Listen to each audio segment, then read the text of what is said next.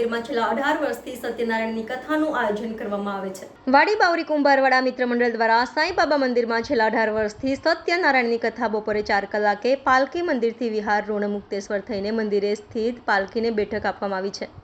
તે દરમિયાન પછી બાબાની આરતી કરીને મહાપ્રસાદીનું આયોજન કરવામાં આવ્યું હતું। મોટી સંખ્યામાં ભક્તોએ મહાપ્રસાદી 3.5 થી 4,000 ભક્તો પ્રસાદીનો લાભ લીધો।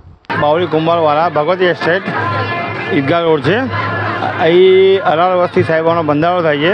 18 વર્ષથી સાંઈબાબાનું મંદિર છે અહીંયા, અને દર વર્ષે 31/5 અમે સાંઈબાબાનો બંધારો કરીએ છીએ।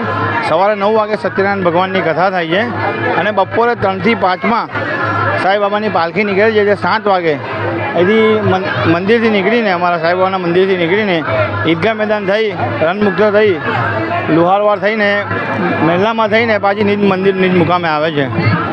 અને આવ્યા પછી અમે આરતીનું આયોજન કરીએ છીએ। આરતીનું આયોજન કર્યા પછી અંદાજે 3.5 થી 4,000 ભાવિક ભક્તો પ્રસાદીનો આનંદ લે છે।